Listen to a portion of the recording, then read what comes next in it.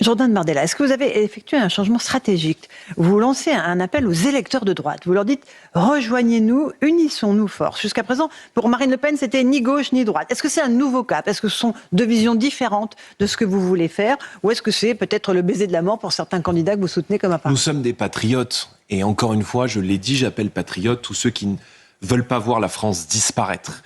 Nous avons des millions de Français... Mais Marine Le Pen ne voulait pas. Elle ne disait ni gauche ni droite. Nous avons des millions de Français qui nous accordent aujourd'hui leur confiance.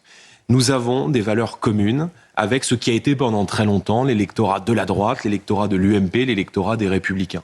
Et il y a beaucoup d'électeurs de droite qui sont des patriotes sincères, qui sont aujourd'hui orphelins d'un leader, d'une incarnation, d'un projet politique. Et quand on voit le patron des Républicains, M. Retailleau, qui pendant des mois a siégé dans un conseil des ministres entre des macronistes et des socialistes. Il a donc dirigé la France avec des gens de gauche, avec des centristes, qui ont créé les conditions du déclin et de la faillite économique, migratoire et sécuritaire de notre pays. Refuser toute alliance avec le Rassemblement national et même pire, aller jusqu'à exclure des gens qui, dans le cadre de ce second tour des élections municipales, et je pense à la tête de liste, les Républicains de Reims, qui a décidé dans l'intérêt de la commune, de faire alliance avec Anne-Sophie Frigou, la candidate du Rassemblement national, eh bien, il est menacé de sanctions. C'est-à-dire, quand on est à LR, on peut faire alliance avec la gauche. Des sanctions électorales? Non, M. Retailleau a l'exclure du parti politique. Et d'ailleurs, M. Retailleau, il va bientôt avoir exclu plus de gens des Républicains que d'OQTF lorsqu'il a été ministre de l'Intérieur.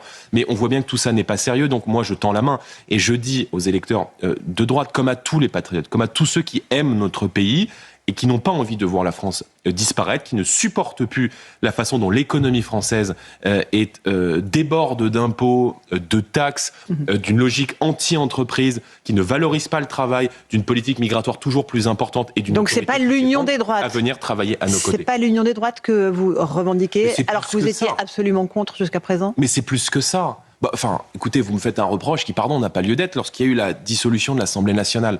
Ma première démarche et notre premier acte avec Marine Le Pen a été d'appeler le président des Républicains de l'époque, Éric Ciotti, qui a accepté dans un choix courageux de mettre en œuvre une coalition aux côtés du Rassemblement national. Bien sûr, ça ne veut pas dire qu'on est d'accord sur tout le temps, mais ça veut dire qu'au-delà des sensibilités qui nous séparent, l'essentiel nous rassemble. Et l'essentiel, c'est l'amour du pays, c'est l'amour de la France. Et quand je vois la dynamique qui porte Éric Ciotti à Nice, eh bien, je me dis qu'il a eu raison de faire ce choix. Et je souhaite aujourd'hui que tous les murs puissent tomber et que tous les patriotes puissent se rassembler. Des patriotes, il y en a à droite, et donc je les invite à venir travailler. Qui est donc quand même un changement de stratégie de votre part.